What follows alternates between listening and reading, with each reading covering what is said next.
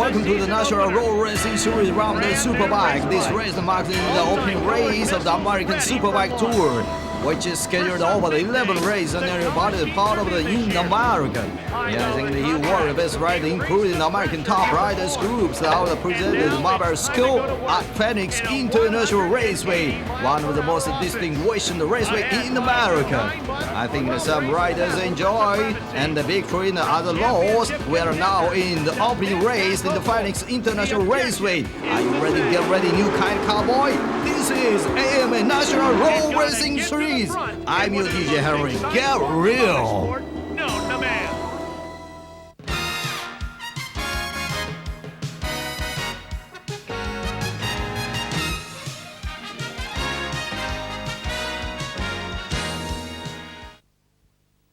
Hello everyone and welcome AMA National Road Race Series Round 1 Superbike Division in the Phoenix International Raceway。これから始まる長く激しい戦いを予測する上での各メーカーやライダー、そしてプレスなど全てのサイクルワールドの関係者がこっそり注目するオープニングゲーム AMA Superbike Round 1 in Phoenix International Raceway。オープニングゲーム、マシンチーム、ニューカマーのポテンシャルの実践に至らなければ判明しない事実はとても多い。アメリカンロードレース AMA Superbike Division。いよいよここアリゾナフェニックスインターナショナルレースウェイでスーパーバイクシリーズがオープニングゲームスタートする。この AMA スーパーバイクのレポーターを務めるのはかつてデイトナ200マイルで優勝経験のあるデビッド・サドラースキー。There's 5 major factory teams being represented here and 10 of the fastest superbike racers in the country. それじゃ有力チームを紹介しよう。On the Camel Honda team, there's been no major personnel changes. ゼッケン68番マイクスミス。今年は一発決めるそうだ。ティームメイトにはエースライダーのトム・キップ。彼はスーパースポーツ692年のチャンピオン。US 吉村鈴木。ゼッケン11番トーマス・スティーブス。91 AMA スーパーバイクチャンピオン。鈴木の水冷 GSXR のデビュー戦となる。相棒はドナルド・ジャズ。バンス・ハインズ・ヤマハ。ゼッケン45番18歳スーパールーキーコーリー・エドワーズ92年の AMA250 チャンピオン。相棒はジェイミー・ジェームズ。マジー・川崎ディフェンディングチャンピオンゼッケン1番スコット・ラッセル。そう92年の AMA スーパーバイクチャンピオン。そしてワールドグランプリも走ったことのあるミゲル・ドゥハマ。その横にいるのは93年から世界を目指すタイガー・ソーワロケット・ジャパニーズ。頑張ってよ。チームファーストバイフェラーチ、マシンはイタリアのドゥガッティ。フュエルインジェクションを搭載している注目のマシン。ライダーはパスカル・ピコッティ、カナディアン。91-92年スーパーバイクのワールドタイトルを持つダウ・ポーレン、ゼッケン23番。彼はフェニックスお気に入り。ポールポジションを取ったゼッケン23番のダウ・ポーレンは前日のタイヤテストでスリップダウン、肋骨を痛めてファイナルレースはちょっと心配だ。That fast lap answered the question. Feels real good, so I'm pretty happy about it. I mean, I think that's probably one of the things that I'd really thought about during my rehabilitation was trying to make sure that I really was 100% when I came to Phoenix, because it was real important to start the season off well here. And things worked out real well. I stayed off of it. I didn't strain it. I did it right. Took my time, and it worked out well. I just found out. Meanwhile, Tom Kemp has had a pretty good weekend here in Phoenix. The Harley guys have had a pretty rough one. We'll show you what we mean when we come back. AMA Road Racing is brought to you by Kawasaki. Kawasaki, let the good times roll. And by Suzuki. Your Suzuki motorcycle dealer has the ride you've been waiting for and the financing to get it. And by your local Yamaha dealer who invites you to see their exciting line of motorcycles and ATVs. And by Honda Motorcycles, the leader in on and off-road fun. Come ride with us.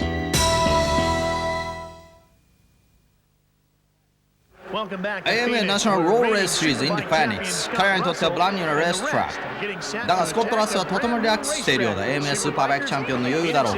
ここでコースのアウトラインを紹介しておく。アリゾナ州フェニックスから南西に30マイル、11のコーナーを持つトリッキーなオーバートラックはアルタインフィールドとハイスピードのバンクのコンビネーション。一周は約 1.5 マイル、トップスピードは116マイル達する典型的なアメリカンコース。Yeah, this is a typical American course in the Phoenix。スーパーバイククラスのファイナルはコンディションのために月曜日に延期されてしまう。日曜日のオープニングレース、ハーレー・ダビッドソン ATA3 クラスはとてもスリッピーなコンディションだ。4台のマシンが最終コーナーでスリップダウン、次々とストローバリアに突っ込んでいったとても危険なシーンだ。I guess those riders must be watch out the surface when a raining condition, right? 最初に転倒したのはジェフ・ライナー、さらにリッキー・グレンダークラッシュ。ライダーはコース上に放り出されてしまった。すぐにイエローフラッグが提示され後続マシンをスローダウン。しかしスパートをかけていたデイブ・スティーブンスはハイスピードのままアプローチ。コントロールを失ったデイブもスリップダウンをして彼のマシンは倒れているジェフに猛スピードで突っ込み激しくヒット。だがジェフをはじめライダーのダメージは大したことはなかったようだ。あれだけの激しいクラッシュ、これはまさにコントしか言いようがないね。雨に見舞われるとは誰も思っていなかったフェニックスインターナショナルレースウェイ。予想外のレインコンディションにただでさえウェットレースの少ないフェニックス。クラッシュが起きたハイスピードコーナーアウト側のラインが特にスリッピーだったようだ。慣れないレインコンディション、そしてシリーズのオープニング、ライダーはリスクを感じながらもヒートアップしていたことだろう。アクシデントのあったハーレー・ダビッドソン ATA3 クラスは赤旗でレース中断。このようなコンディションのために全てのファイナルレースは翌日に延期することになってしまった。Yeah, today's all the competition that has been postponed. Alright. このレインコンディションの中で2度のスーパーバイクワールドチャンピオンダグ・ポーレンもフリー走行で同じようにクラッシュしている。ダグはこのクラッシュで肩と胸を痛めてしまう。大きなハンディを背負ったダグだがファイナルレースには出走するらしい。クラッシュの原因とダグのコンディションを聞いてみよう。Are you okay, Doug? Right over here waiting for the Texan. Listen to what happened. Going around the last corner there, just between NASCAR 3 and 4, I lost the front end going through there. Don't know why, just happened. I ended up going to the wall, and today it actually feels better. Some of the things that were sore and hurting yesterday are feel good today, and of course the things that felt okay yesterday are kind of sore today. So it's okay, it's not bad. I'm feeling pretty good. Welcome, this is AMA SuperBike Franks International Raceway. In this first, just the opening part of the series of race we have just started.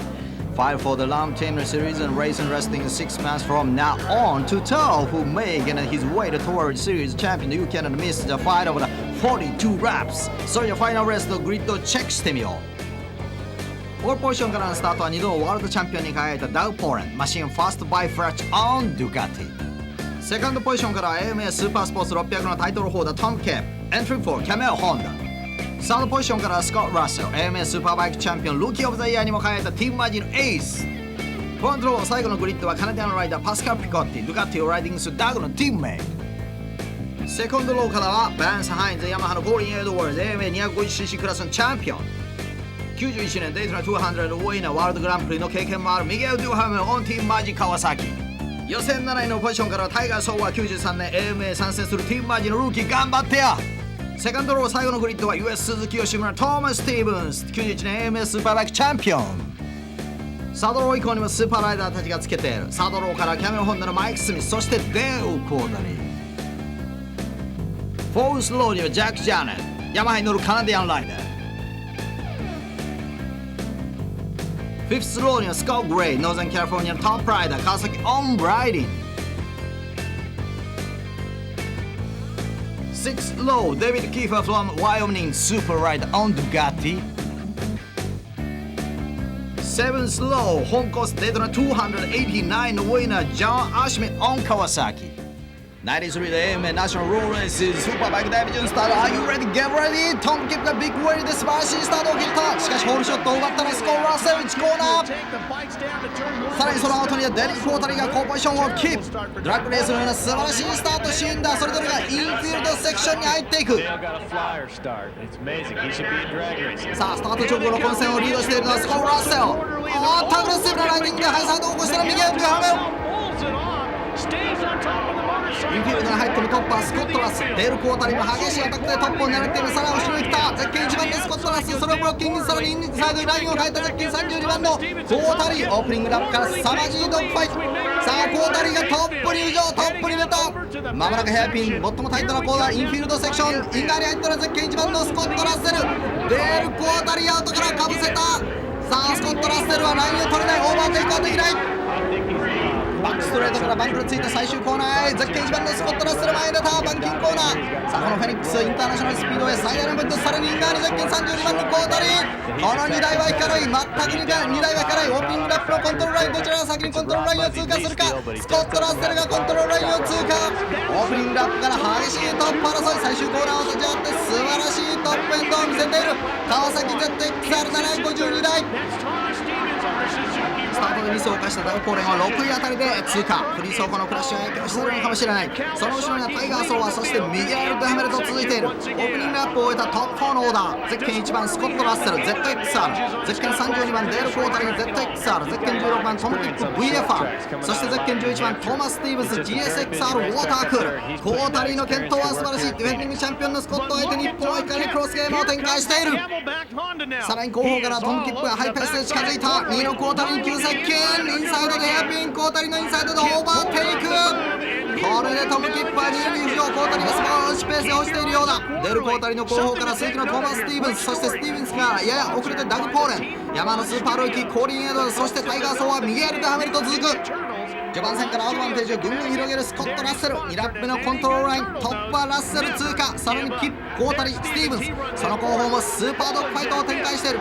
タイガー・ソーワーもこの混戦の中ベストなライディングを見せている。活躍の舞台を AMA に移してのオープニングレース。頑張れソーワー。現在トップはスコット・ラッセル、さらにポーレンが先頭のセカンドグループは激しい接近戦を展開している。ポーレンも負傷しているとは思えない素晴らしいライディング。インフィールドではエドワーズがポーレンをパスする。ワールドチャンピオン対スーパールーキーのファイト。それにしてもこのセカンドグループのドッグファイト、これこそまさにアメリカンスーパーバイクのリアルレース。 We got an exciting real superbike race. American superbike after 3 of the 40 laps lead of Scott Russell。 相変わらずトップアメリカンのライディングを見せつけるラッセル。後続を引き離しオープニングレースを順調にさらにステディにラップしていく。まさにチャンピオンの実力を見せつけるレース展開だ。ラッセルは今シーズンからスーパーバイク世界選手権にチャレンジ。92年 AMA スーパーバイクチャンピオンの実績をもたらしたビッグチャンス。ダグポーレンに続くアメリカンライダーの活躍に大きな期待が寄せられている。ナンバーワンでスコー・ラッセル。そのラッセル、92年のデイトナ200マイルではワールドチャンピオンポーレンとのドッグファイトを展開した。このレースでラッセルはドゥカッティをライディングするポーレンをわずかな差で抑えて優勝。タイトル獲得に素晴らしいスタートをものにした。これが彼に大きな自信となったのは言うまでもない。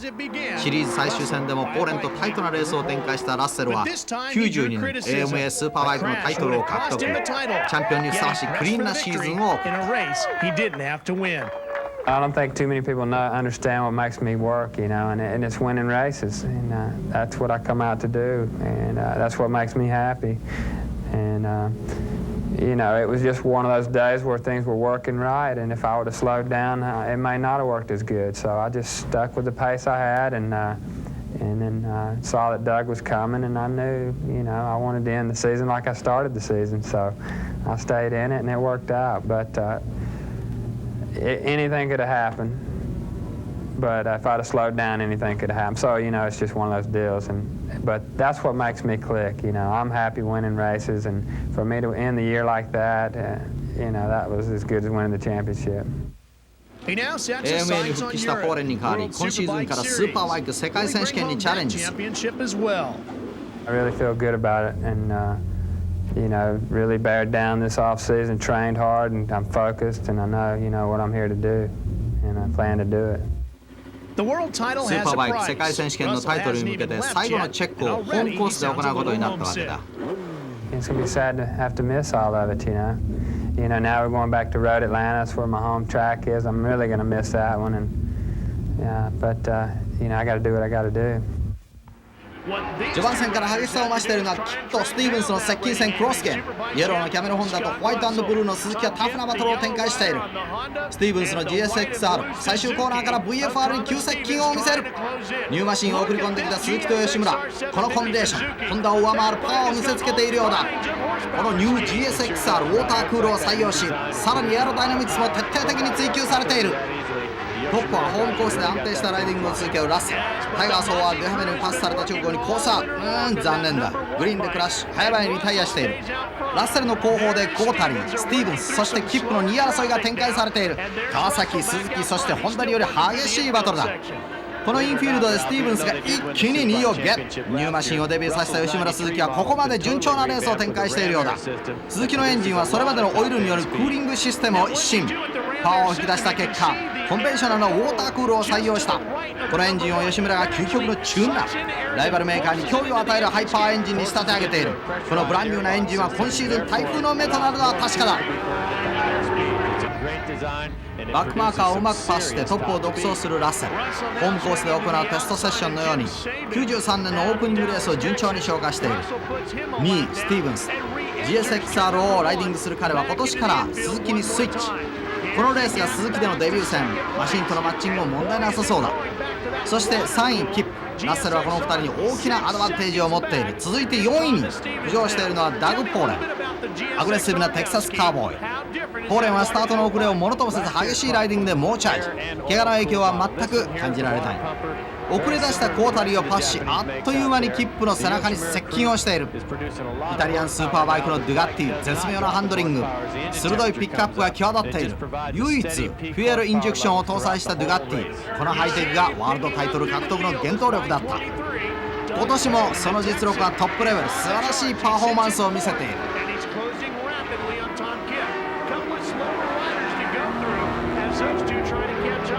そして最終コーナーでドゥガッティのポテンシャルを生かし、キップのインサイドから3位に浮上。来るぞ来るぞダグ・ポーレン。パスされたキップの後方には注目のティーンエイジャーコーリン・エドワーズが迫っている。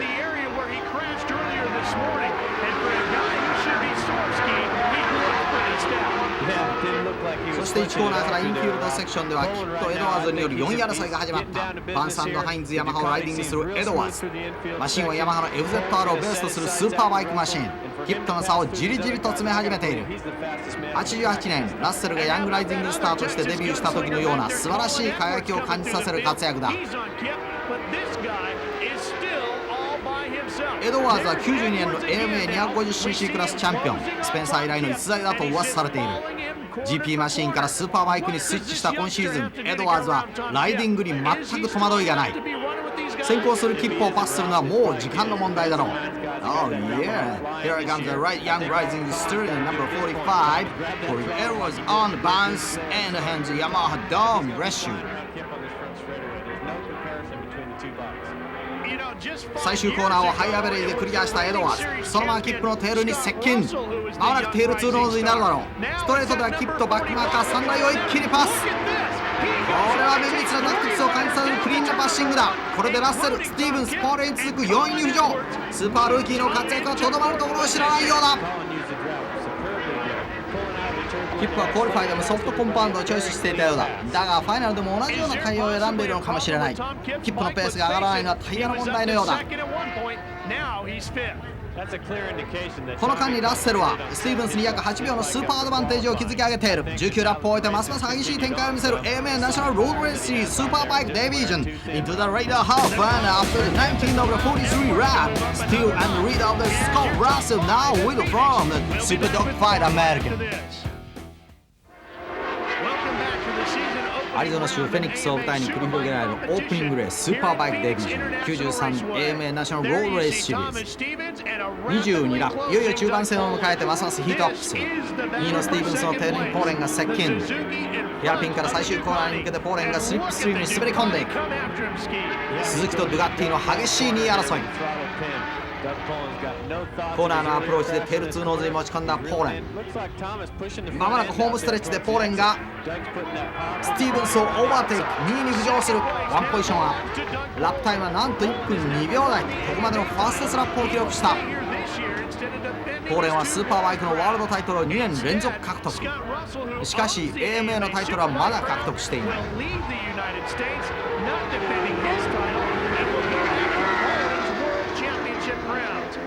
92年 AMA チャンピオンのラッセルは今年からスーパーバイク世界選手権にチャレンジ。これまで歴史に残るような素晴らしいバトルを演じてきた2人。さあここフェニックスにはラッセルとポーレンのバトルの予感が漂いし始めている。ポーレンはフリー走行で肩と胸を強打、思うようなライディングができない状態が続いている。それでもこの素晴らしい追い上げ、さすがにワールドチャンピオン。ドゥガッティはアメリカのモーターサイクルマーケットに注目しているらしい。AMA にポーレンを起用し、そのポテンシャルを誇示することでかつて日本のメーカーがそうしたようにドゥガッティのイメージを高めようとしているのかもしれない。一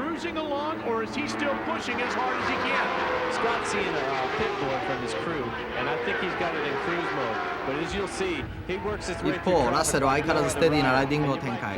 だがバックマーカーのためにラップタイムは思うように上がらない。インフィールドでペースの遅いバックマーカーに詰まるラッセル。Those two riders will fall under the knife of Scott Russell here in just a minute. This is a clear example of privateer versus factory. It's the haves and the have-nots. And clearly, ハイペースで追い上げるポーレン。さあ、その視界にトップラッセルを捕まえることができたようだ。バックストレッチから最終コーナーのハイスピードセクション。ここはタイヤに大きな負担のかかるポイントだ。ラッセルのマシンが激しくスライド。タイヤの消耗は相当に進んでいるようだ。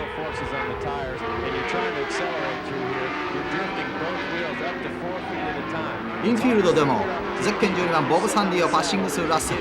追い上げてくるポーレンを強烈に意識し始めている。しかし思うようにペースの上がらないラッセルは前半のハイペースがタイヤの消耗を早めたようだ。ラッセルは後半戦かなりリスキーな戦いになりそうだぜ。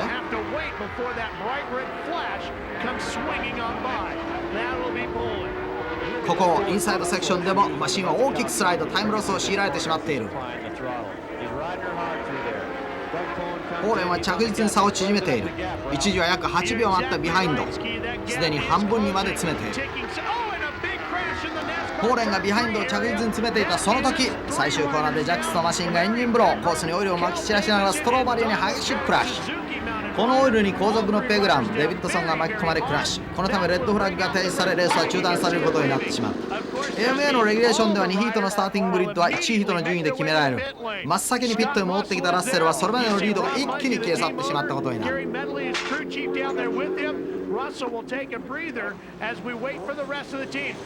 ッドフラッグが停止される直前、エドワーズは4位にポジションアップ。フロントローから2ヒートのスタートを迎えることになった。スーパールーキーにとってはラッキーな展開だろう。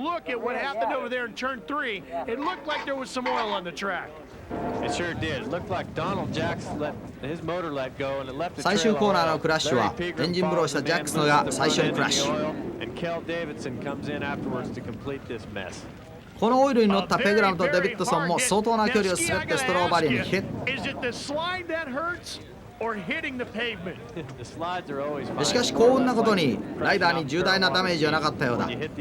ハイサイドのように飛ばされたのではなく、ウォータースキーのように滑ったことが幸いしたのだろう。それにしてもハードなクラッシュシーンだ。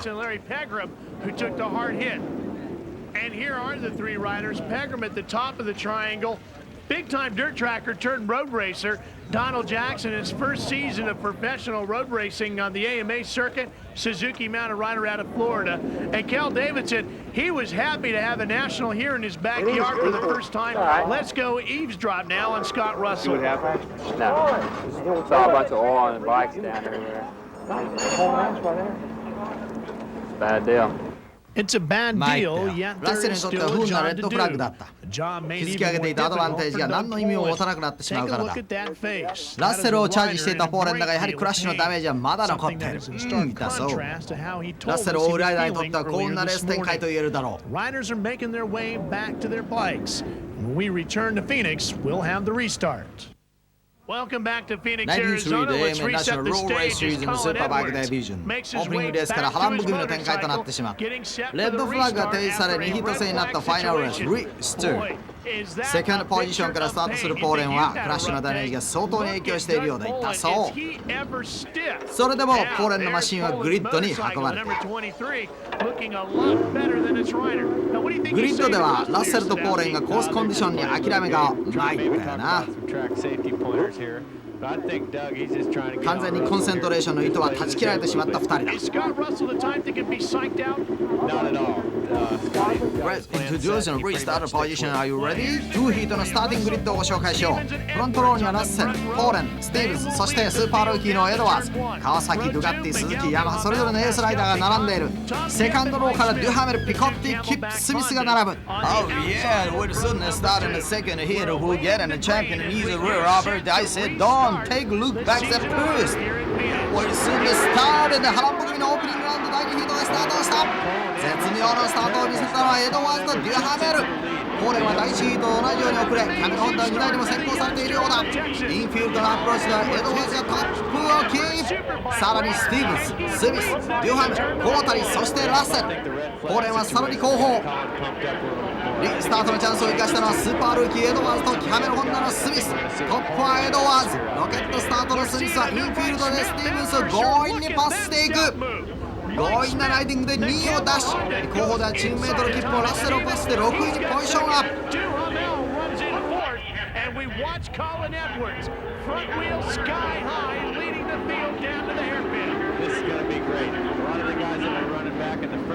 一方ポーレンはスタートの遅れが影響し7位という苦しい展開を迎えているようだ。長く縦に伸びたトップグループはかろうじて8位までがトップグループを形成している。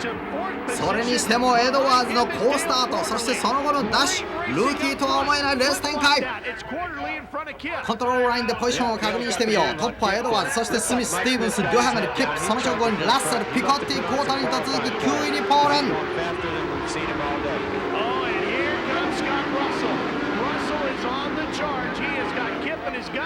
インフィールドに入ってエドワーズとスミスの差がなくなってきた。テール2の大塚。昨年両足骨折の重傷を負うなどあまりつきの良かったスミスだが、今年は注目しなければならない存在のようだぜ。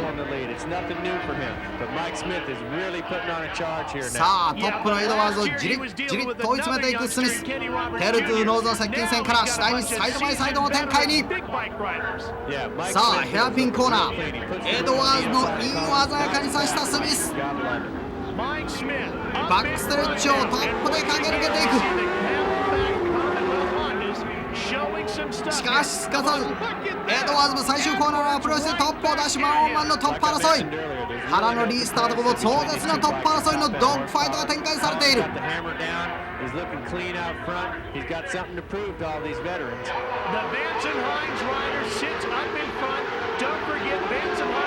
さらにこの後方ではスティーブンスを先頭にデュハメル、キップ、ラッセル、ピコッティが大きな集団を作り3位争いにクロスバトルを展開している。トップのエドワーズとスミス、この2人はさらにサイドバイサイドのバトルを演じ、ハイペースでレースをリードし続けている。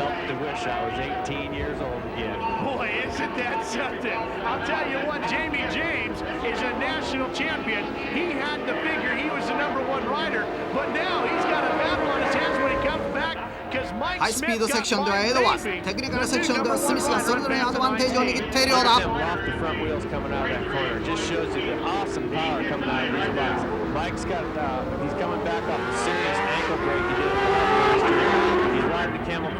さあトップ2の後方ではゼッケン11番スティーブンス、17番のデュハメル、16番のキップ、そしてゼッケン1番のラッセルがハイスピードセクションへ。スリップスリーを使ったエドワーズがまたしてもホームストレッチでスミスからトップをダッシュ。目まぐるしくポジションを入れ替えるトップ争い、手に汗握るスーパーバトル、まさに AMA スーパーバイクならではのエキサイティングシーンだ。壮絶なバトルが展開されている AMA ナショナルロードレースシリーズスーパーバイクデビジョン。スティーブンス、デュハメル、キップの先行を許していたラッセルが猛然とスパートをかけた。キップ、そしてピコッティをパスした後デュハメルを一気にパス。これで4位のポジションにジャンプアップ。さらにスティーブンスに激しいアタックを仕掛けている。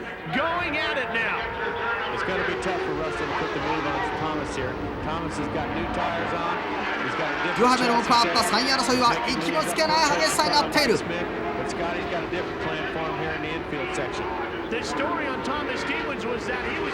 そしてインフィールドの後半ではラッセルはスティーブンスをもインラインからオーバーテイク。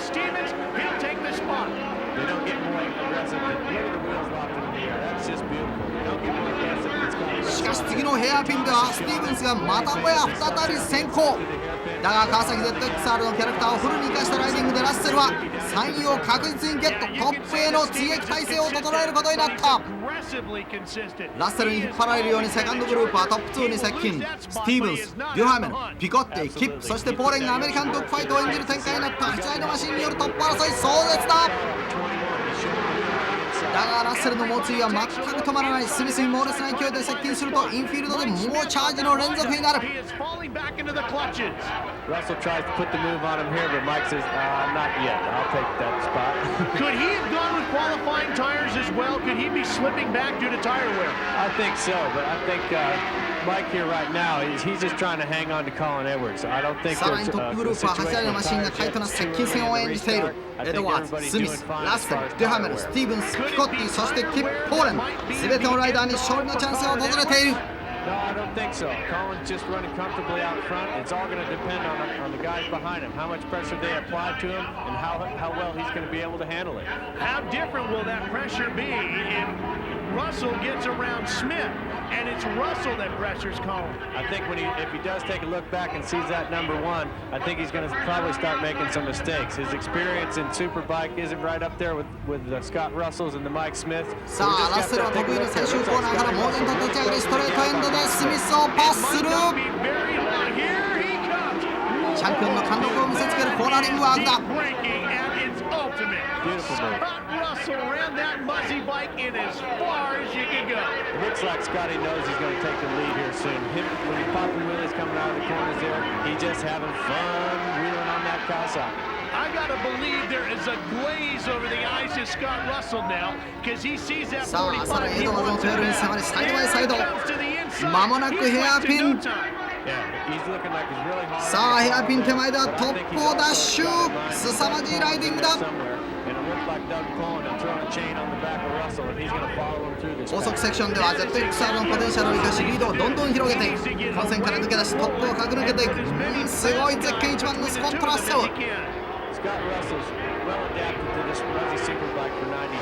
さあその後方は大混戦。遅れ出したスミス、スティーブンス、ピコッティがパス。ポーレンもデハメルのテールに迫っている。チェッカーまで残りあと11ラップ。勝利の行方は全く予断を許さない展開だ。Sure is. The youngster here on the Ducati team has shown his colors here in the past. He's a hard charger from the get-go. The Canadian really knows how Oh yeah, the American Superbike, and after 31 of the 42 laps of a restarted Scott Russell top it again.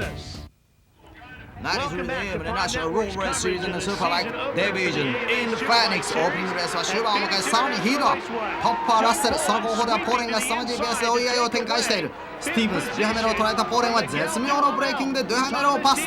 インサイドをついた鮮やかなパッシングで来るぞ来るぞ。ダグ・ポーレン、さらにスティーブンスに猛烈なアタックを仕掛けている。このダグ・ポーレンの素晴らしいライディングは高い性能を誇るカーボンブレーキが大きなポイント。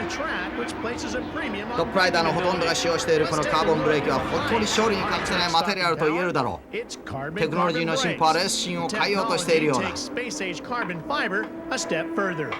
Basically, the carbon is made up of a carbon fiber center area, if you like, with a special process which deposits carbon onto the carbon fiber over a period of time to sort of grow what we know as a carbon disc.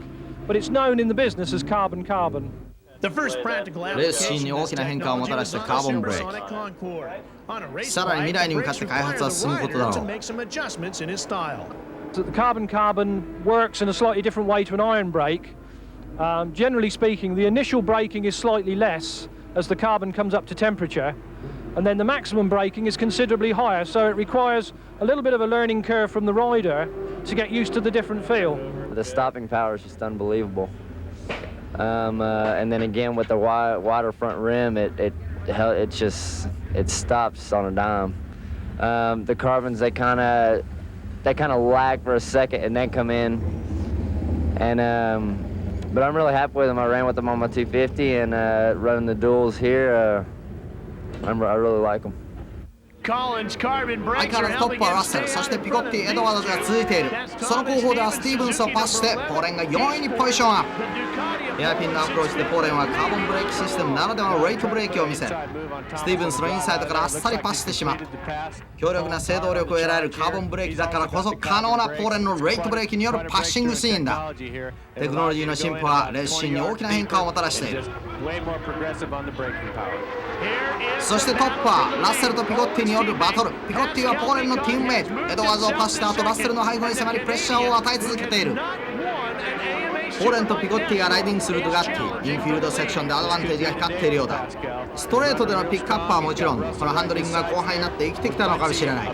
いずれにしろピコッティはスコットのテールをひたすらマークしているようだ。残りの数ラップ、猛烈な追い上げを見せるポーレンが追いつくことをピコッティは考えながらライディングをしているのかもしれない。 AMA チャンピオンのラッセルを追い詰めるにはポーレンとのコンビネーションが有利に働くからだ。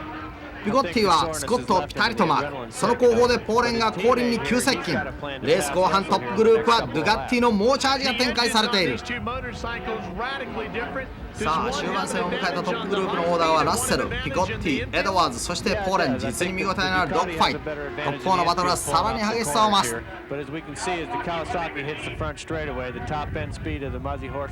まもなくコントロールライン。さあゼッケン1番のスコット・ラッセル、さらに後方バヤコに並んだゼッケン21番のピコッティ。まもなく1コーナーからインフィールドセクション、トップ争い2台、さらに後方では3位争いが2台。ダグ・ポーレン、その前にはエドワーズ、完全にテール2ノーズ。まもなくインフィールドセクションに入る。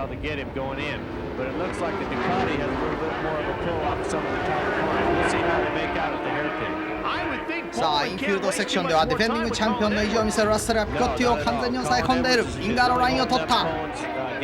その後方では4位のポジションのダグ・ポーレンがエドワーズに襲いかかった。まもなくゼッケン1番ヘアピン、さらに後方からピコッティ接近する。しかしこのヘアピンは完全にスコットが抑えた。レース後半で演じられている白熱の突破争い。後方からは3位争い。ダグ・ポーレン、前にエドワーズ、ハイスピードバンクに入った。さ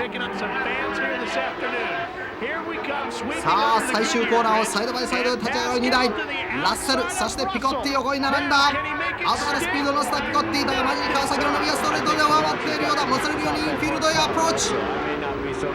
見応えのあるバトルだ。さあこのインフィールドではやはりラッセルのテクニックが光っている。さあその後方ではバックマーカーをパスしながらラップを重ねるエドワーズとポーレン。いよいよポーレンのスパートが始まったようだ。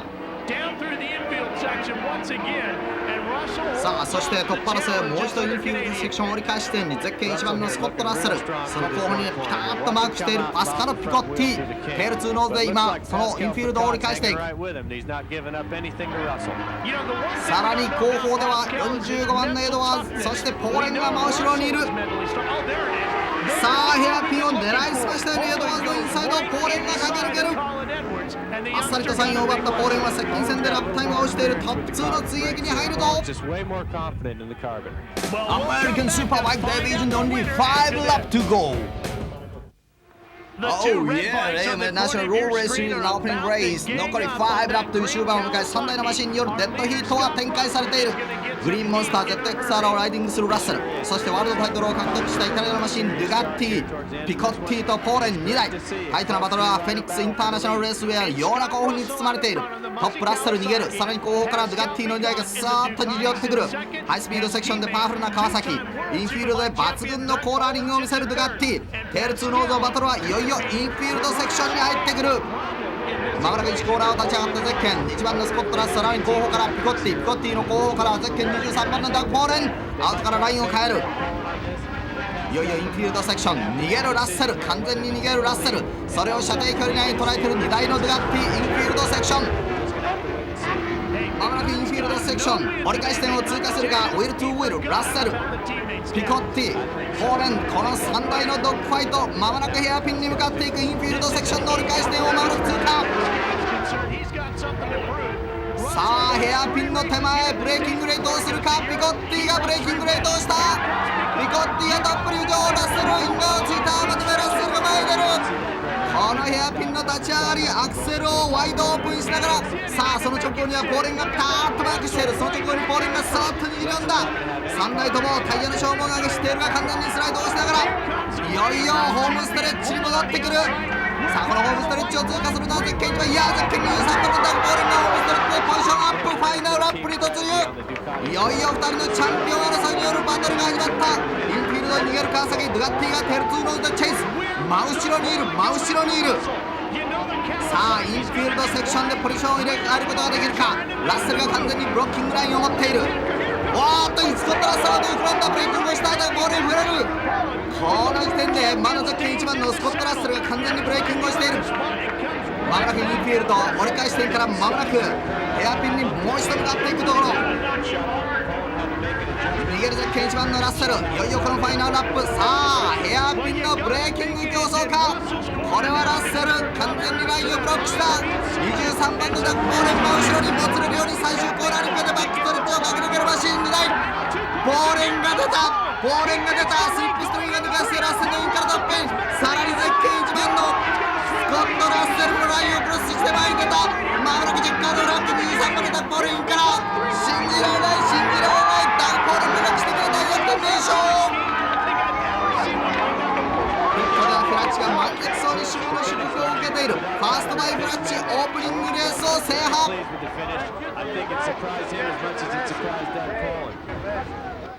ファイナルラップ最終コーナーのアプローチでポーレンがすでにラッセルをパス。ア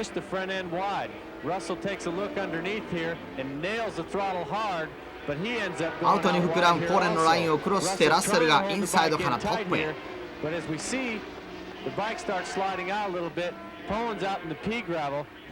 後方ではピコッティがレコードラインからアプローチし始めて、それぞれのラインで最終コーナーをクリアするトップ3。タイトにマシンの向きを変えたポーレンがインからフル加速。ピコッティもフル加速でラッセルのアウトサイドを狙っている。タイトなラインを取りすぎたラッセルはリアをスライドさせて失速。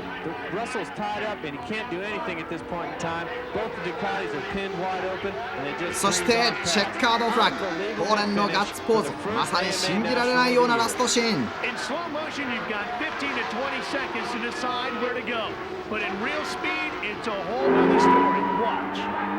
本当にピットから見ていると誰がトップでチェッカードフラッグを受けたのかわからないね。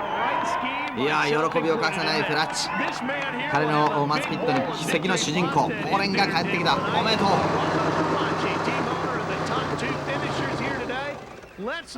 しかしポーレンも信じられないといった表情を浮かべているね。オープニングレースでワンツーフィニッシュを飾ったポーレンとピコッティ、いいチームだ。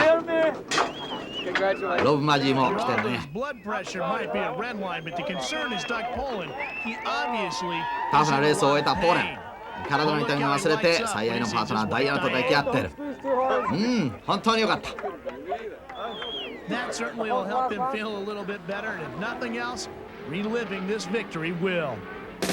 Oh yeah, really fantastic and finished action of the AMA Road Race Series and round of the Superbike Division. Congratulations, Doug!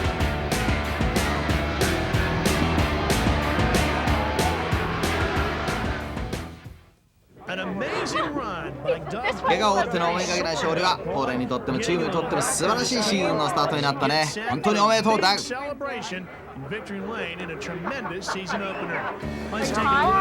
それじゃあ最後にリザルトを見てみよう。トップ5、このトップ5の中に入っている4位にいるコーリン・エドワーズ、 250cc からスーパーバイクにとって素晴らしい結果を残したようだね。6位から10位スティーブンス・スミス、キップ続く。そしてデール・コータリー9位、彼はプライベート参戦ではベストなポジション。11位から15位スコット、ジェームス、ボブ、ジム、そしてフリッツと続く。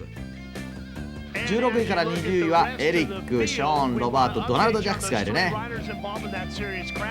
21位から25位にはタイガー、ソア、ゼッケン60番がいるね。今回は8周目でリタイアしたけど次は行ってやトップ5。それじゃあダグにインタビューしてみよう。去年はデートナでスコット・ラッセルに負けたからね。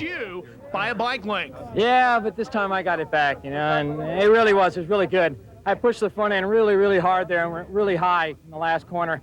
But I knew since I was high, I'd be able to drive out a little bit straighter because we were having a little bit of grip problem getting off the corner. But we were both on the same tire, so I knew he'd have the same problem. Worked out good for me. I went underneath him and was able to pull by. You fell down earlier and hurt yourself. Yeah, 2 days. Yeah, it was really hard. I mean, at the first of each race, because there was such a time lapse in between. After I got going, I could get into a rhythm and I could get going, and it wasn't a problem. But, you know, that was it. I mean, I would always fall back right at the beginning, but I was able to make it up in the end. Let's go back and take a look at the beginning of the end. Russell in front. シーズン幕開けとなったこのフェニックス、ファイナルラップを迎えたトップ3なんだけど、本当に勝利を確信してヘアピンで立ち上がったはずのラッセルだったけどね。しかしさらに先を見つめていてマインドコントロールをしてたポーレン、ピコッティの2人の方が今回は1枚上手のようだったね。Coming into this left-hander, he hits his knee on the apron and throws the rear end of the Kawasaki out. Throws a curve at Poland, and he loses his rear end. 次のレースではこんなハプニングに回れないように気をつけて頑張ってね。Now you want to know how big that moment was for Doug Poland? Take a look at his reaction here. さあ表彰台のトップ3、オープニングレースをゲットしたダグにはミス・フェニックスからトロフィーが手渡されるね。And he is the winner of the opening round. 吠えてるぜダグ。 For the AMA's championship crown in the Superbike division, his name is そしてダグには賞金$715が手渡されるね。From Archer Travel for being the fast qualifier. Doug will put that to good use. He'll ク jump ラッ on チ an パパも airplane. 満足そうなシーズン幕開けの顔。 Araldo takes a quick picture. それじゃビクトリーシャンペーンたっぷり振りまいたってよ。 And the champagne flies. Victory lane here at PIR. Ski, how about some final thoughts on our AMA スーパーバイク明るいオープン手を抜かない実力差あるは誰でもスターになれる過去にこだわらないそんなレースがアメリカンスーパーバイク俺も気に入ってもたぜほんまにそれからもう一度おめでとうダグ・ポーレン Yeah, congratulations Doug Poland here he did it AMA National SuperBikeSeries Round 1 in the Phoenix International Raceway was over seeing your race will become all the more to love Superbike race thank you for your stand performance. We are looking forward to seeing and your race again soon. You kind of cowboy, are you ready to get ready? AMA Superbike round over. See ya next race. As the AMA Championship chase marches on.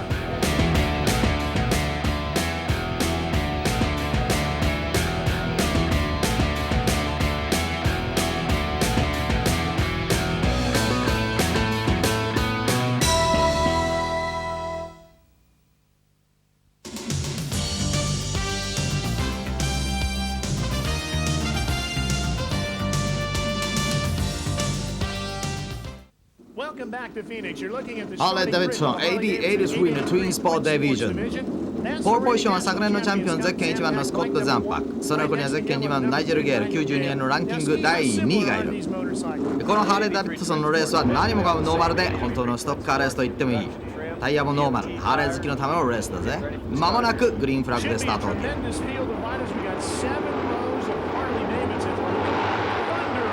ハーレー・ダビッドソンいいスタートを切ったなゼッケン3番のチャルキ・ブラックマンでもインサイドからゲールがホールショットオーバーその後ろにはゼッケン5番のジョン・ハッピーハッピーの後ろにはザンパックのオーダーでインフィールドセクションにそれぞれが入っていくこ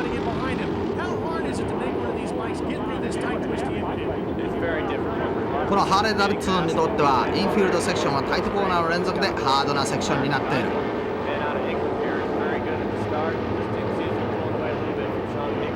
現在のところトップはナイジェル2番手にザンパックそして後方からゼッケン7番のリチャード・コッヘラーがポジションをぐんぐん上げてきている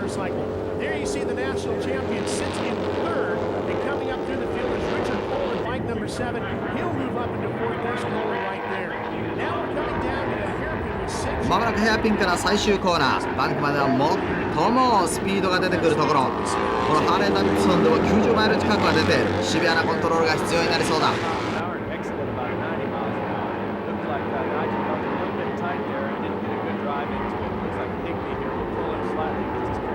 現在バックターンゼッケン5番のハッピーがナイジェルを捉えそうだまもなくホームストレッチさあ捉えたハッピーがナイジェルをオーバーテイクしてそしてインフィールドセクションへ抜かれたゼッケン2番のナイジェルも真後ろについている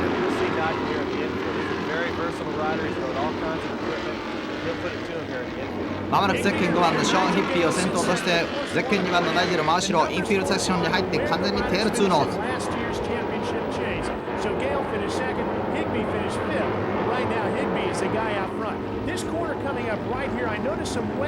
ゼッケン5番のヒッピーインのラインを捉えているさらに後方にはナイジェルその後方にはザンパックの後方にゼッケン7番がいるそその後ろにはダートトラック伝説の男、ゼッケン49番の J スプリングスティーンも猛チャージをかけ始めている序盤戦。ゼッケン2番のナイジェルがインフィールド、最後のターンヘアピンでレイトブレーキでハッピーをインからカースパス。さらにその後ろからはザンパック、ヘアピンを立ち上がっていく。さあザンパック、ヘアピンを立ち上がっていいピックアップを見せてバックターンへ。現在トップはゼッケン2番ナイジェル、さらに後方にはゼッケン5番のヒッピー、さらにザンパック、このバンキングの前にスーッと出てくる。ホームストレッチ、ゼッケン1番のザンパックトップに浮上。アウトからザンパック、そして真ん中に挟まれたナイジェル、ザンパックオーバーテイクをしていく。現在トップはゼッケン1番のスコット・ザンパック、1992年ハーレー・ダビッドソンのチャンピオン。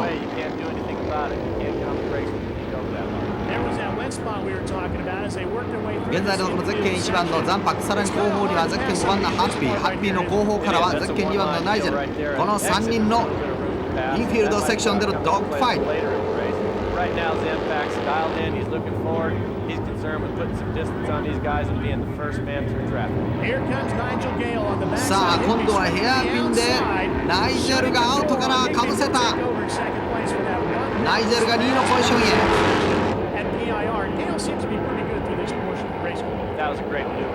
さあバンクターンでは1位2位の間隔がちょっと開いたようだ。現在のトップゼッケン1番のザンパック、昨年のチャンピオン。さらに後方からはナイジェルの後方からはヒッピー。まもなくホームストレッチ、コントロールラインを通過して1コーナーにもう一度インフィールドセクションに入っていく。トップスピードはかなり高いザンパック。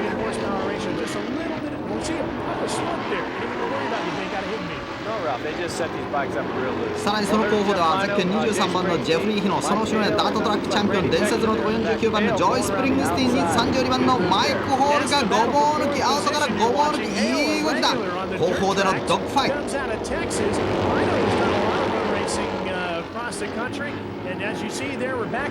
現在トップはゼッケン1番のザンパック、それを追っかけるゼッケン2番のナイジェル・ゲール。まもなくヘアピンからバックストレッチ。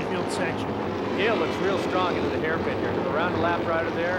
He's really hard on the brake, hard on the gas. Now coming out, takes a look over his shoulder. He's after the トップ2台、最終コーナーから最もトップスピードの高いバックストレッチへ。ゼッケン2番のナイジェル、非常にペースを上げている。まもなくゼッケン1番のザンパックの真後ろに近づきそうだ。最終コーナーからアウトにラインを取ったナイジェルがゼッケン1番のザンパックをオーバーテイク。どうしたザンパック、いやペースは落ちてるぞ。ゲールは簡単にパッシ。さあちょっとタイヤの垂れかな。現在トップはゼッケン2番のナイジェル・ゲール。もう一度インフィールドセクションに、さらに後方にはゼッケン1番のザンパック。さあトップのオーダーが入れ替わった。現在13周目、ゼッケン2番のゲールが92年のナショナルチャンピオン、ゼッケン1番のザンパックを捉えてトップに浮上。さあ残り周回もあと4周。現在のところのオーダーはトップゼッケン2番のナイジェル・ゲール、第2位にはゼッケン1番のスコット・ザンパック、そして3位のポジションにはゼッケン5番のショーン・ハッピー、4位のポジションにはゼッケン32番のマイク・ホール、そして5位のポジションにはゼッケン65番のランディ・テキスター。周回は13周、残りあと4周。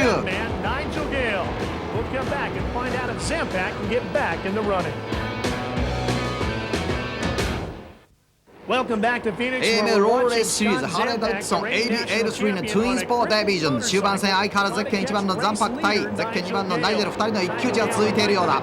昨年もこの2人は最後の最後までトップ争いのクロスゲームを展開していた。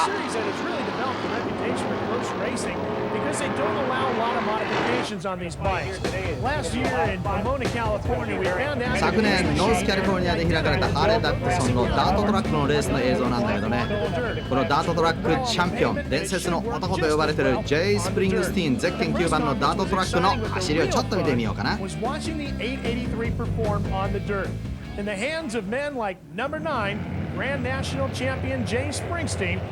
このゼッケン9番の J スプリングスティーン、ダートトラックでの走りは絶妙。このカウントステア、まるでスキーをしているようなスライド走法、素晴らしいマシンコントロール。今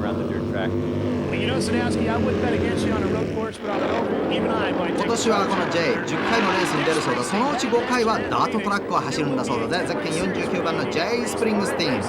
さあフェニックスインターナショナルレースウェイ、ハーレー・ダビッドソン、いよいよ終盤戦の戦い。現在のところトップは相変わらずゼッケン2番のゲール、そして第2位のポジションにはゼッケン1番のザンパク。ザンパクはそのビハインドをかなり縮めている。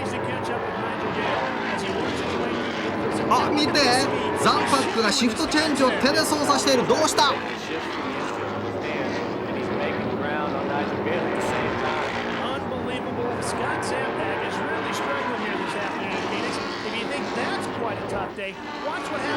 これはレース中に起きたアクシデントなんだけど、ザンパクとトニー・ドナヒューの接触。トニーはスリップダウンしてコース外へ。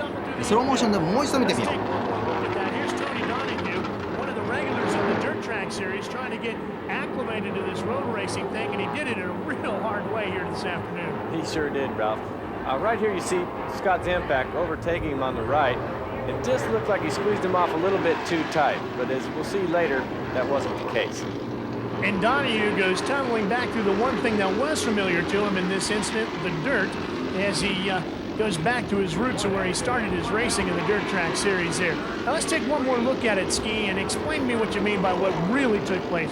You see Tony's looking over his left shoulder here, and everybody knows when you look over your left shoulder, the front of the motorcycle leads over to the right. ゼッケン33番のトニーが後方左肩をして見たときに、後ろから走ったザンパックのリアにトニーのフロントがサイドスパイク接触したようだね。トニーはそのままスリップしながら縁石で一度ポーンとヒットされたんだが、おうおうおう、1回転2回転、なかなかいいスリップダウンだったな。インフィールドセクションで止まった。さあトニーは手を振ってるね。そんなにダメージはなかったね。よかったね。おっと走行しているうちにゼッケン2番のナイジェル・ゲールでチェッカードフラッグを受けた。92年ハーレー・ダビッドソン、オープニングゲームレースをゲット。おお、本当に嬉しそう。 V だね。ゼッケン2番のナイジェル・ゲール、オープニングゲームを制した。さらに後方ではゼッケン5番のシェーン・ハッピーが第2位。これはファイナルラップでザンパックが手でシフトをしている。バンクのところでパスをして、ゼッケン1番のザンパックは3位。ザンパックは本当に信じられないようなトラブルだね。そのゼッケン1番のザンパック、昨年92年のチャンピオンなんだけど、本当に手でシフトしながらウィナーズサークルに戻ってきた。参ったなというような顔してるね。さらにその右側にはゼッケン5番のシェーン・ハッピーが、そしてウィナーズサークル一番真ん中にはゼッケン2番のナイジェル・ゲール。 AMA ロードレースシリーズハーレー・ダビッドソンツインスポーツのオープニングゲームを抑えてしまったね。ナイジェル・ゲール、本当におめでとう。それじゃあトラックに降りてザンパックとナイジェルにちょっとインタビューしてみよう。It was real tight to start with, and I was hitting some big bumps over in the infield, and Scott was getting the better of me a bit, and then he had a problem, and it's a bummer because it was going to be a good race, but I'm just glad I won. Well, I had a small mechanical problem. My shift lever fell off, so I had to ride it shifting by hand, and I was losing quite a bit of time, but last year I started the year with 0 points coming out of Daytona, so I'm looking pretty good right now. それじゃあファイナルリザルトを見てみよう。ゼッケン1番のスコット・ザンパックはトップ3の中に入ってなんとかポイントをゲット。6位から10位はゼッケン23番ジェフリー・ヒノ。9位に入ったね。ノーザンキャリフォルニアからやっとトップ10に入ったぜ。11位から15位はデビッド・スティーブンス。彼もなんとか15位にポジションをつけたね。16位から20位、そうだね、ゼッケン30番のジャス・ウィンストン。いや、これからの選手だ。よく頑張ったね。ハーレー・ダビッドソン8083トゥインスポーツ優勝はナイジェル・ゲールゲット。Yeah, congratulations, Nigel. We'll be back with 750s after this.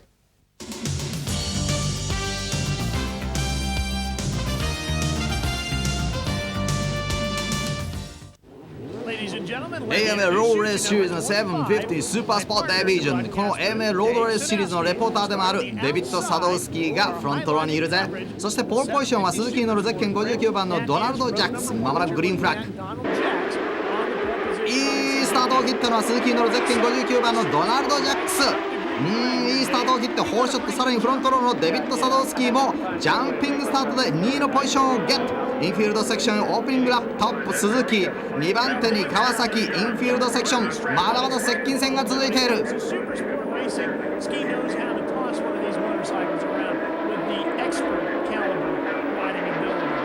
Now, you chased Brent Turkington here for a while. He's on the Suzuki, you're on the Kawasaki. He's a former teammate of yours. Is that an advantage for you?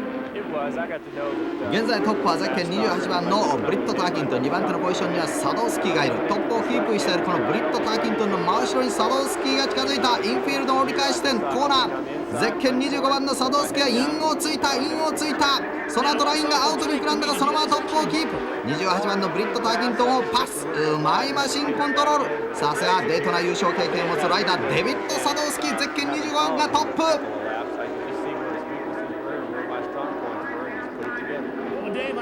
ここでちょっとゼッケン20番のデビッド・サドウスキーのハイライトシーンを追ってみよう。それじゃ1990年デイトナ200マイルで優勝した時はどうだった？ Winning at Daytona. It sure was, Ralph. This is my lifelong dream to win Daytona. I used to go to school right outside the chicane at AMI. Used to sneak out of the classrooms and peek over the bowl, watch Freddie Spencer and Mike Baldwin test Hondas. Once I saw that, I was hooked.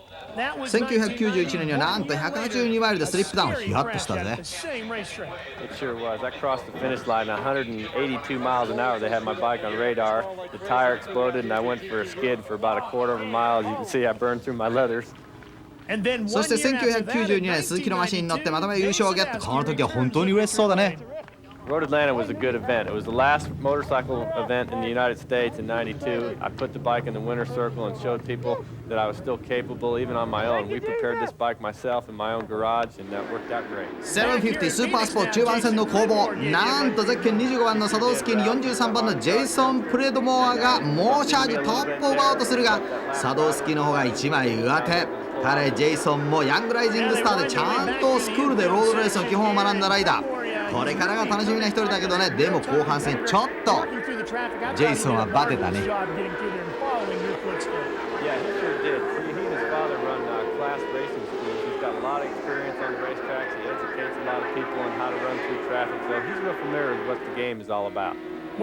それでアドバンテージを持ったサドウスキー、リラックスして少しペースを落としてステディな走りに変えたね。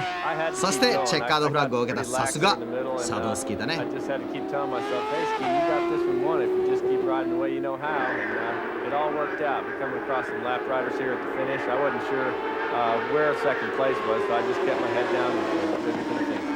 Dave Sadowski got himself the victory. Ski gets off to a great start here in 1993年750スーパースポーツはビッグスターでもあり TV レポーターでもあるサドウスキーが朝日に乗って優勝をゲット。ウィナーズサークルの一番高いところに来たね。92年のスーパーバイクチャンピオンのマジー川崎のスコット・ラッセルもお祝いしてるぜ。おめでとうサドウスキー。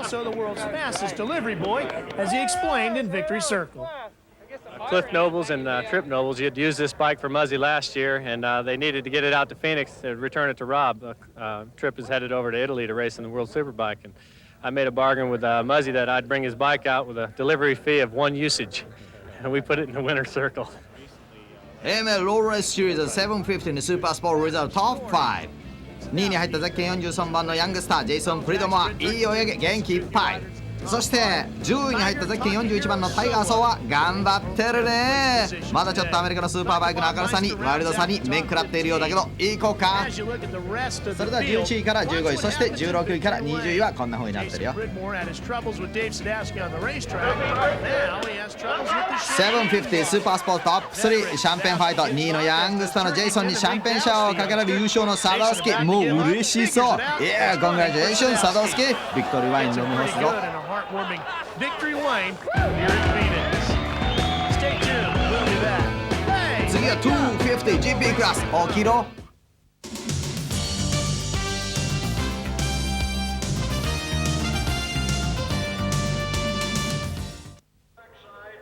250GP デビジョン GP250cc のハイライトは何といっても昨年のチャンピオンのコーリン・エドワーズ。ついにスーパーバイクのモンスターライダーにチェンジしたことだろうね。ティーム・バンス&ハインズヤマハのスーパールーキーとして今話題を集めている。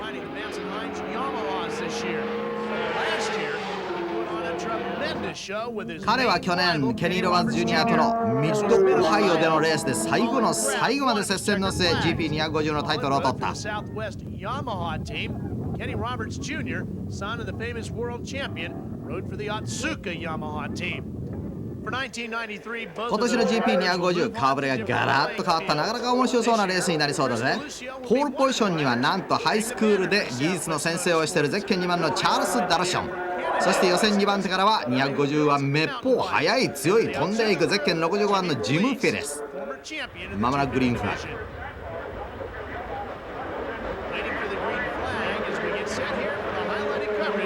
さあいいスタートを切ったのはロケットスタートを切ったのはジム・フィレス。4ショット完全に取るね、早いね。オープニングラップインフィールドセクションにすでにトップ集団が、トップはジム・フィレス、2番手のポジションにはゼッケン2番のチャーリス・ダルション、3位のポジションにはゼッケン64番のニック・エネス、4位にはゼッケン4番のダニー・ウォーカー。インフィールドセクションでのトップ4。さあこのゼッケン4番のダニーがニックの真後ろについているぞ。現在のところトップはゼッケン65番のジム・フィレスリーダーです。本当に速い。このオープニングラップからぐんぐん1位2位の間隔を広げて、さらに後方にはゼッケン2番のチャーリー・ダルション。さあそこでダニーがニックに襲いかかったインフィールドセクションですでにパス。まもなくハイスピードセクションの手前ヘアピンに差し掛かったゼッケン65番のジム・フィレス、後方にはゼッケン2番のチャーリー・ダルション。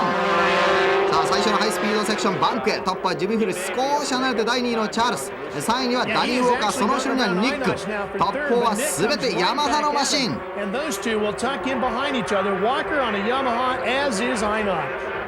Yeah, Danny, he's got a lot of time on 250s as well as endurance. He'd be a man to watch. Lucio is on a Yamaha, as is Jimmy Felice. So the top 4 riders all mounted up on Yamahas as we complete lap number 1 and dive back into the 現在トップのジム・フィリス、まだねインフィールドセクション少しペースを落とし始めたようだね。アグレッシブに攻めすぎたのかな。ちょっとこのヤマハのマシン、インフィールドのバンピーなところでも非常にスムーズにライドするぜ。それで少し攻めるのをやめてタイヤサスペンション少し温存し始めたのかな。これから中盤戦から後半戦にペース配分をしてるみたいだね。さあ現在のところオーダー変わらず、トップはゼッケン65番のジェミー・フェレス、第2位はゼッケン2番のチャーリー・ダルション、3位のポジションには元気のいいゼッケン4番のダニー・ウォーカー、4位にはゼッケン64番のニック・エナス。AMA ローレースシリーズの250の GP デビジョン、現在のリーダーはジム・フィレス、変わらず2位のポジションにはチャーリー・ダルション、相変わらずトップ4はまだヤマハ。さあこのヤマハ93年型だが非常に熟成されたマシン、それに対するホンダは新しいタイプなのでまだちょっとセットアップができていないようだね。現在リーダーのジム・フィレス、彼は 250cc のワールドチャンピオンシリーズで3年前まで戦っていたトップライダーだが彼は交通事故でレース活動を一時やめた。It's definitely still alive because you have to have goals and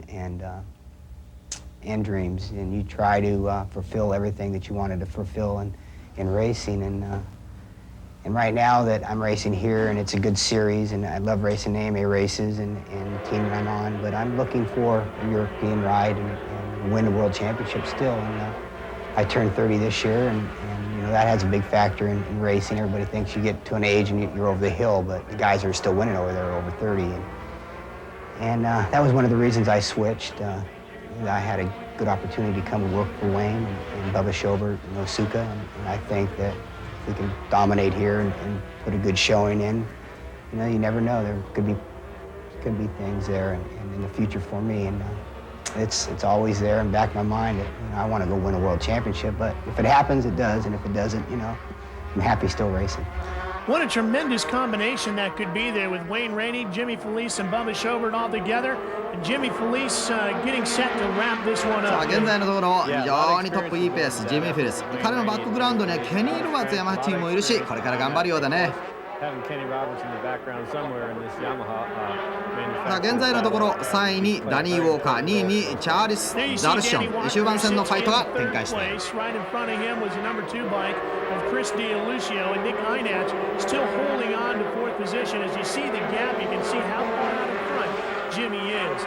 There you see the tuner for Chris D'Alucio. Yeah, that was Bruce Moss. He's got the clock on Chris, and they might be telling him to put his head down a little stronger and start going after the leader. おっと2位を走っていたチャーリーがヘアピンでフロントから滑ったスピンアウト。これは後半戦にかけて、いや終盤戦にかけて集中力がなくなったのかな。これで4位にポジションダウン。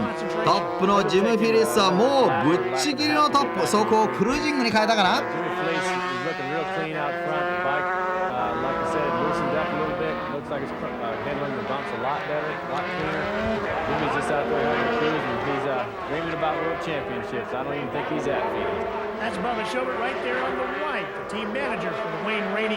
さあそれでも4位にポジションを落としたダニエルソン。チャーリーが3位のニックに猛チャージ。ホームストレッチでインドラインを取ってチャーリソンまとめ3位に浮上。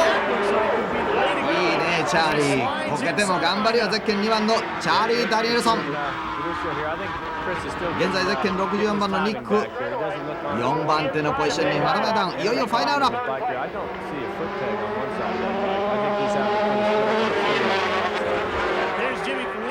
さあハイスピードセクションを行くゼッケン60番のジム・フィレス。悠々のチェッカードフラッグ、これで受けるぜ。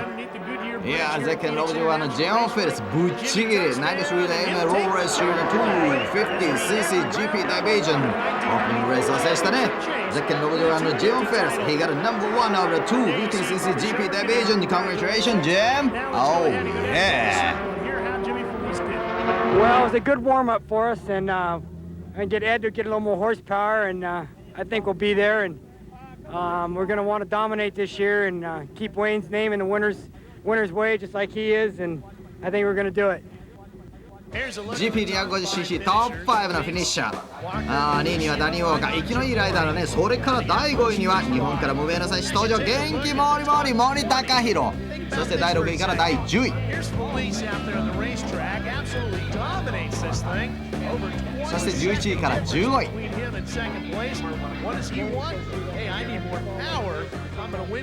そして16位から20位。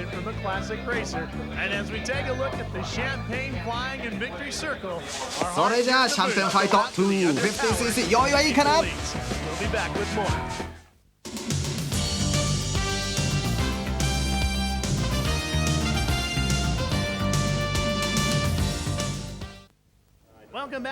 AMA Low Race Series 600 Super Sport Division ファクトリーライダーがひしめき合うレーススーパースポーツ600。まもなくスタートが切られるが、フロントローからはキャメル・ホンダ、ゼッケン1番92年チャンピオンのトム・キップ、その横にはチームメイトのマイク・スミス。フロントローアウトカーからグランプリライダーのミゲル・ドゥハメル、マジー・川崎からのエントリーだ。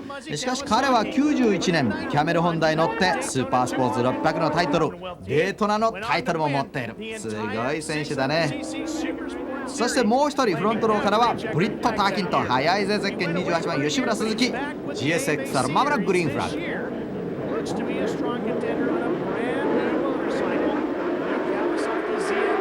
さあスタートを切った GSXR の鈴木のターキントン、いいスタートを切って1コーナーを回ってホールショットをゲット。その後ろにはトム、スミス、ディハメルと続いてインフィールドセクションへ。オープニングラップ鈴木、ホンダ、川崎と続いてインフィールドセクション縦一列。最近アメリカのモータースポーツシーンでは本当に注目されているのはこの SS600 のストリートバイクレースだ。さあ現在トップはターキントン変わらず、彼は92年スーパーバイクに出場していたライダー。スタートダッシュは最高のテクニックを持っているそうだ。インフィールドでトムがチャージしてきたぞ。真後ろに来ている。さあトム・キップがチャージするヘアピン。ターキントンを抑えられるか。ターキントンを抑えた。オープニングラップタイトコーナーのヘアピンを立ち上がってハイスピードセクションバンターに向かっていく。ゼッケン28番のターキントン、鈴木 GSXR。このマシンタイトコーナーでも本当にいい旋回性能を見せる。その真後ろにはトム・キップ、キャメル・ホンダがついている。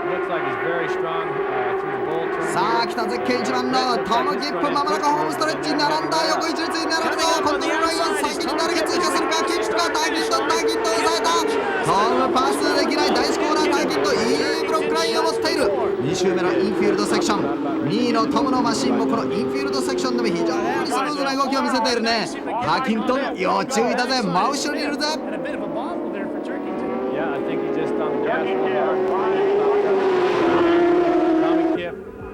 Looking real smooth through the 現在のところ2番手のポジションにはゼッケン1番のトムキ92年のチャンピオンタイトルを持っている。前にはゼッケン28番のターキントン鈴木、こうして見ていると鈴木、ホンダ、川崎、この3つのメーカーのドッグファイトと言ってもいいだろう。まもなくインフィールドセクションのヘアピンに向かって、これもゼッケン28番のターキントンが完全にブロックラインを抑えている。ヘアピンを立ち上がった真後ろにテール2ノーズだが、この後いよいよハイスピードバンクに入っていくが、後方からゼッケン17番のミゲール・ダーメルがマイク・スミスの真後ろに来ているぞ。さあこれはマイク・スミスを完全に射程距離内に捉えるミゲール・ダーメル。さらにトップ集団ゼッケン28番のターキントン、1番のトム・キップ、ホームストレッチをさーっと滑り込んでいく。まもなく1コーナー、ここら辺はターキントンのマシンのがはるかに伸びる1コーナー、おっと17番のデュハメルジャンプアップして3位に浮上、マイク・スミスをオーバーテイク。デュハメル見せる、やる、本当に速いデュハメル。さあ今度はトムがターキントンを射程距離内に捉えてテール2ノーズインフィールドセクション、さらに後方にはゼッケン17番のミゲール・デュハメルを今度はトムを射程距離内に捉える。現在のところトップ争いは3台か、いや前方に28番のターキントン、さらに後方にはゼッケン1番のトムの後ろにミゲール・デュハメル、ミゲール・デュハメル後ろにマイク・スミス。さあトップ集団がまもなくヘアピンを立ち上がる。ゼッケン28番のターキントンクリアした。さらに後方にはゼッケン、おーっとミゲール・デュハメルまとめマシンが振った。完全にテールがパワースライドを起こした。ゼッケン8番のマイク・スミスににじり寄られたハイスピードセクション。さあこうなるとトップ争い2台、さらに後方では3位争い2台と分かれてのドッグファイト。さあ今度はトップ争い、トムがターキントンのインサイドに入った、ラインに入った。さあこれはどちらもいかない、サイドバイサイドでホームストレッチ、まもなく1コーナー、1コーナーもサイドバイサイドで1コーナーをクリアしたのはゼッケン1番のトム・キップ、トップに浮上。なんというドッグファイト、なんとまだまだ序盤戦というのにこのドッグファイト、壮絶な戦いが展開されています。さあ今度はゼッケン1番のトム、その後非常にペースを上げながらインフィールドセクションに入った。さらに後方にはゼッケン28番のターキントン、ターキントンの後ろには今度はミゲール・デュハメルがターキントンを射程距離内に捉えるか。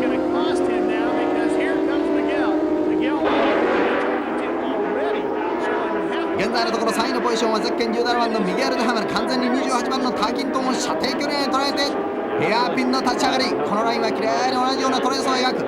これからハイスピードセクションに入ってくるデュハメル、元 GP ライダー、これから仕掛けてくるぞ。さあこの元 GP ライダークロスしてくると駆け引きのうまいライダーだぞ。バンコーナー真後ろに並んだ、横に並んだ、出口からターキントン、アウトに出て横に並んだターキントン、ちらーっとデュハメルを見たがゼッケン17番のデュハメルアウトからかぶせるか。1コーナーデュハメルが2番手に浮上。さあさらにそのペースを上げながらゼッケン1番のトム・キップをこれから追いかけ始めているインフィールドセクション。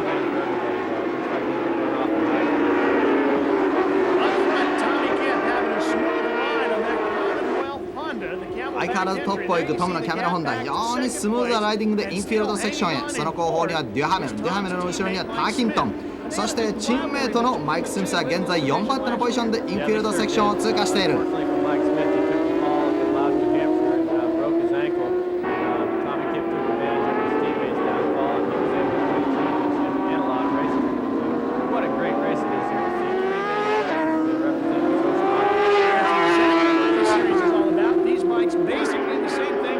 現在トップをいってるトムのマシン、ホンダのロゴディーラーからの支給、それにメカニックも非常にいいマシンのセットアップをしているようだ。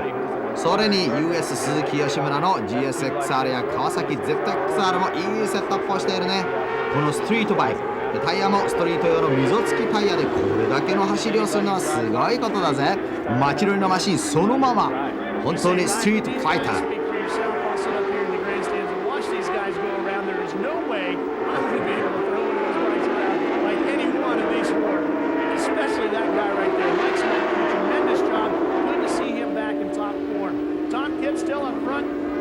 さあ現在のところトップゼッケン1番のトム・キップ変わらず、彼は1992年 SS600 のタイトルを川崎のマシンで取って、今年はこのキャメルホンダに乗り換えて、さあまた目はタイトルを狙えるかな。いいポジションにいるゼッケン1番のトム・キップ。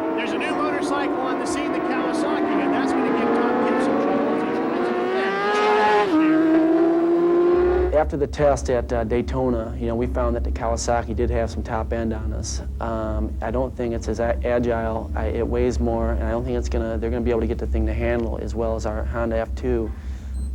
But we've won the championship last year. My game plan last year we had a little bit of luck, and it was perfect for us. Al Ludington and I, after every event and before every event, had something to shoot for, and we achieved that every race. And if I'm going to take that same strategy and apply it to this season, I think we're going to be right on the money. Take a look at this. This is impressive. さあ中盤戦から後半戦 SS600 トップのトム・キップ周回遅れのスローなマシンをパステイがかなりリスクを負いそうだ。というのもその後ろからすでにデュハメルが近づいている。そろそろ見える位置に来るんじゃないかな。デュハメルは現在2番手のポジション。トムをチャージするつもりだ。インフィールドセクションまだ前に周回遅れ。バックマーカーが多くいるぞ。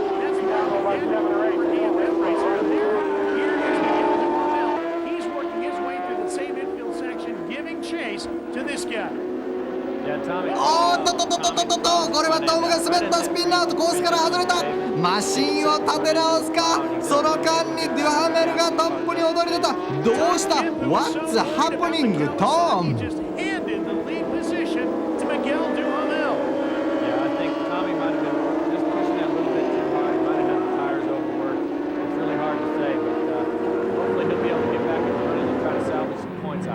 コーナーに入る前にブレーキは完全にオフしていたんだが、スピードが出ている割にはバンク角度がきつすぎてステップをトラックにちょっとヒットさせたようだね。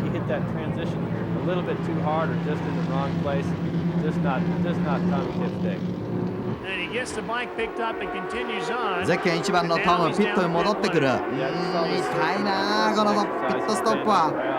さあ戻ってきたけど、これは右側のハンドルレバーが曲がってしまってるし、こちらから見ているとブレーキペダルもダメージを受けているようだ。93年第1戦のレース、彼はちょっと出遅れてしまいそうな気配だね。さあ再スタートを切ってゼッケン1番のトムがピットを離れる。まもなくコースインするが、その前をトムの前をデュハメルが1コーナーからインフィールドセクションに。現在デュハメルがトップ。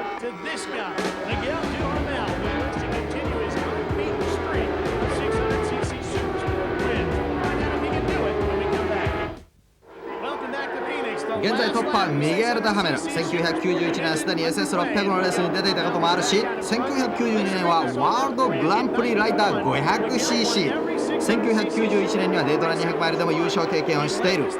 今年はまたスーパーバイク、そしてこの SS600 へいい流れでレースをしているミゲール・デュハメル、現在のところトップ。そして現在2番手のポジションにはブリット・ターキントン、鈴木。そして3位のポジションには現在序盤戦トップグループにくっついていたゼッケン3番のランディ・レンフローがなんと 2,3 週前にトップグループに接近。マイク・スミスをパスして、マイク・スミスは現在4番手のポジションにポジションダウン。ゼッケン17番のトップミゲール・デュハメル、マジー・川崎がファイナルラップ、ヘアピンからファイナルターン。さあちらっと後ろを見合ったミゲール・デュハメル、ハイスピードセクションバンクターンへ。この SS600 ミゲール・デュハメルが川崎にまず1勝をもたらす。 AMA のオープニングレース、フェニックスを制したミゲール・デュハメル。オーライ、いい走りだ川崎 ZXR。 そしてトム・キップは16位でチェッカードフラッグを受けたようだね。本当に SS600 でいい走りを見せたミゲール・デュハメル、おめでとう。 Congratulations to you, Miguel. Thank you very much. We're having some little carburation problem, and like in the movies, we cured it right for the race, right in time for the race, and I'm just so happy. I just like to thank Kawasaki, Rob Muzzy, racing team. They worked real hard all weekend. I made them work hard, and it just paid off. So thank you to all the sponsors and everybody and all the fans. Thank you very much. それじゃ SS600 のリザルトトップ5。5番手のポジションにゼッケン43番のジェイソン・プリドモア。彼は 750cc のダブルエントリー、なかなかいいレースをやってるね。プリドモアいいぜ。6位から10位、そして11位から15位、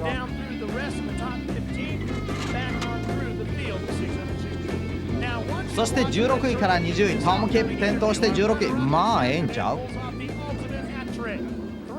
それじゃブリット・ターキントンにインタビューしてみよう。頭から湯気出てるで。I don't know. I guess Miguel still thinks he's in the Grand Prix or something. He's riding the out of that thing, and I just couldn't hang with him. I was really trying. I'm going to go home and practice on my dirt bike a little more, see if I can get a little more shape out of my RM250 on the motocross track, and see if I can put the Suzuki up front at Daytona.